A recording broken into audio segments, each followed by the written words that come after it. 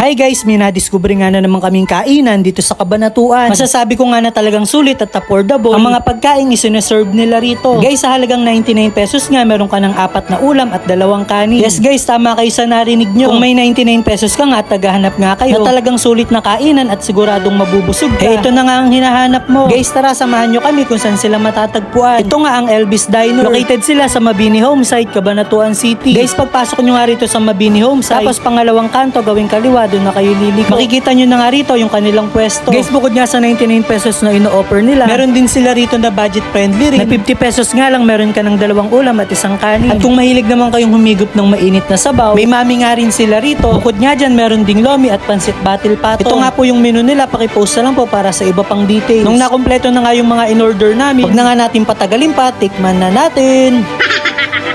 Guys, ito naman yung isang combo meal nila.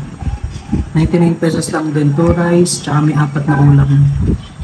Sisig, fried chicken, dinakdakan, tsaka bagnit. Ito nga ng sisig. Sakto sa mga rice. Harap.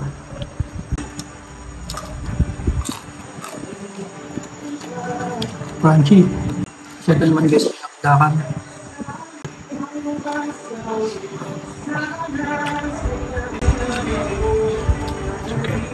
Ang bat ng atay. Sulit na ito sa 99 pesos. The best sarap. Guys, try naman natin itong combo meal nila. Ito merong devil tofu, chicharong bulaklak, chicken. For only 99 pesos lang.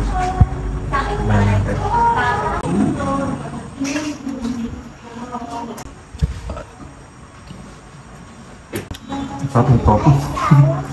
Tignan naman natin ito. Chicharong bulaklak. Sarap yung chicharong bulaklak. Natin mo yung rice. Tapos ito yung grilled pork nila. Lambot.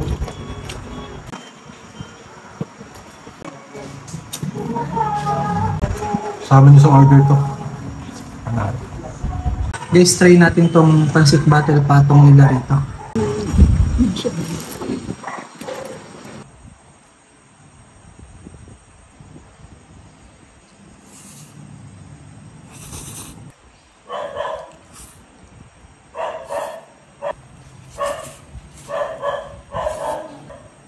Ang lasa niya hindi nalalayo sa mga nakainan namin na pansit battle patong. Panalo to, diba? Guys, ito namang lomi at mami nila. Huwag nyo nga rin kakalimutan tikman. Masarap nga talagang kumain na to ngayong nag-uulan. Tapos magsama ka na nga rin ng jowa para mas lalong masarap kumain. Sana all na lang talaga.